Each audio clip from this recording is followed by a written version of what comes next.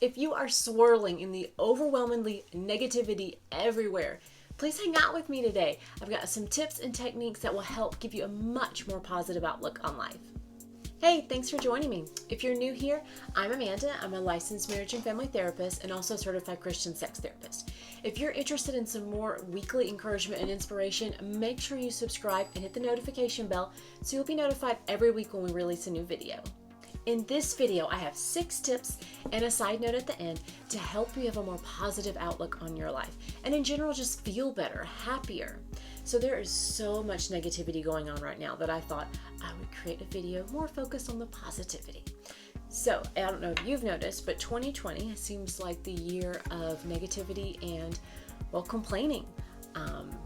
And I completely empathize. I mean, this year is like no other I've ever lived. I assume you've probably never lived a year like this before either. And there are really genuine pain points out there. And I completely empathize with that.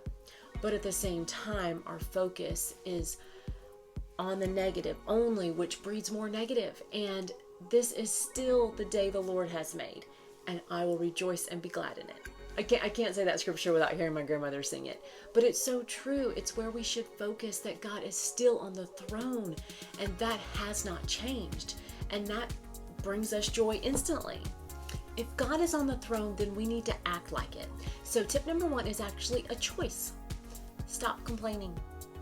I know it sounds so much simpler to say than it is to do. I completely understand. This is something I easily struggle with, just like everyone else. But it's a choice. We can choose to stop complaining. So I love Joyce Meyer's quote, "Complain, you remain." I was like the Israelites.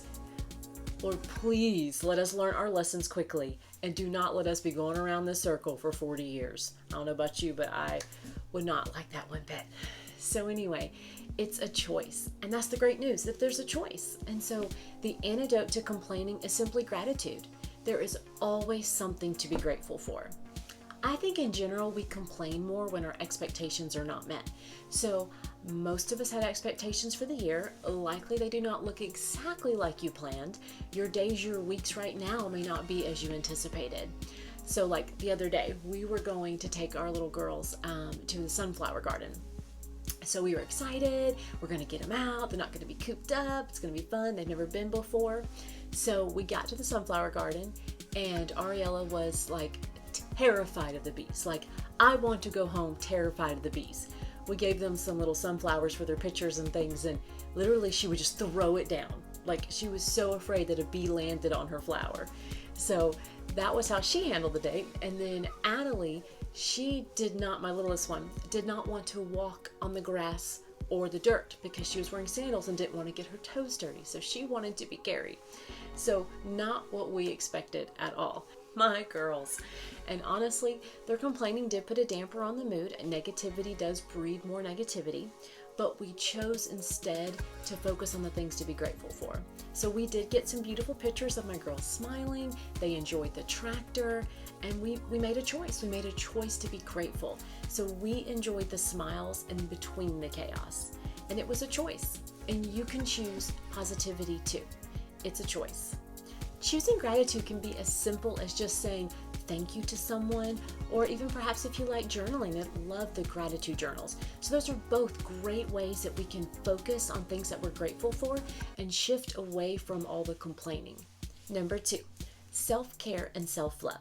So identify at least 3 things that make you feel good, like really make you feel good. Obviously, once you have figured out your things, do more of that.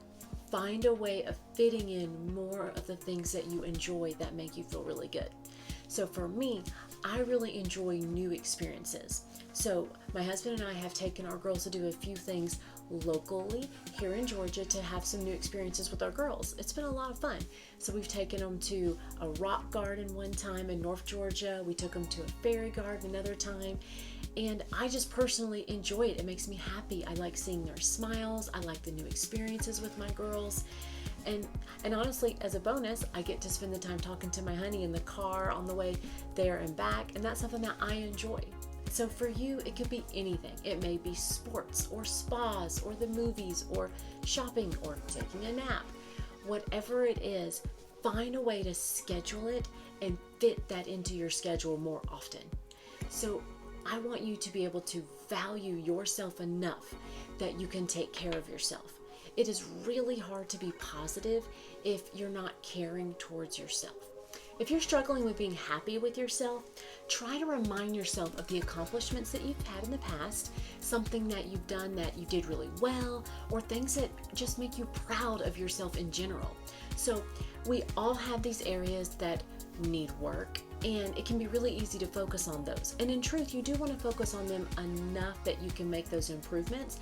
But if you wallow in the self-pity of those, that's not going to help at all. That's only going to spiral you down in negativity, and it's not going to be able to allow you to be who God created you to be.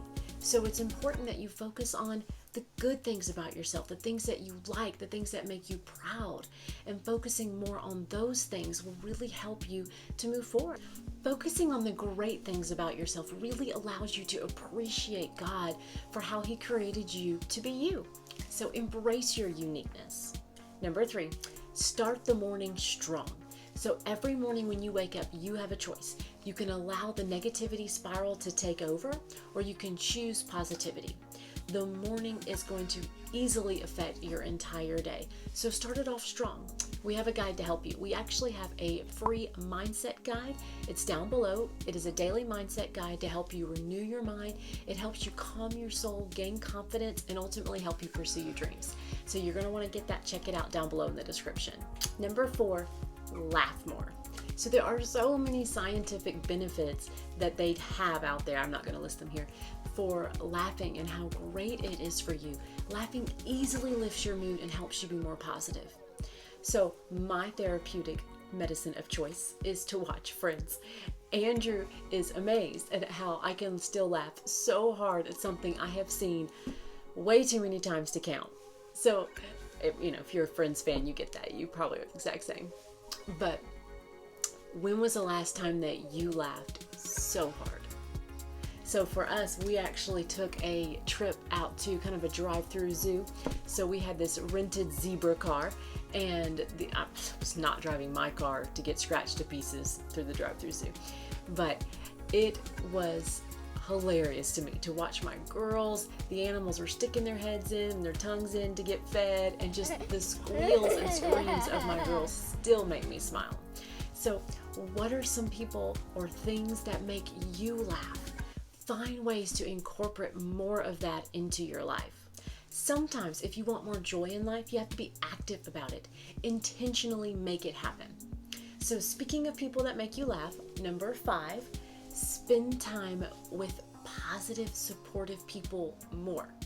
So as we mentioned earlier, self-care is important, but so is community care.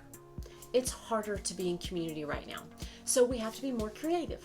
So I think we can be up to the challenge. So identify a few people that are just really positive and make you feel good to be around them, and find ways to connect with them more.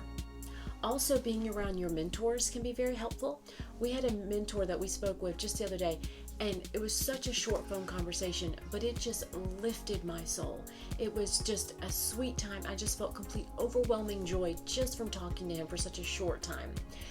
On the other side of things, try to spend less time with those people that are really negative. Unless you feel like you can pull them up, more than likely they are going to pull you down with them, and it's really draining, and it's really hard to be positive when people are pulling you down like that. Number 6, take positive action. So oftentimes it's not enough to simply just think about yourself and situations differently, but you actually have to do things differently as well. So once you've replaced that negative thought with a positive thought, you still actually have to move in the direction of that positive thought and take positive action.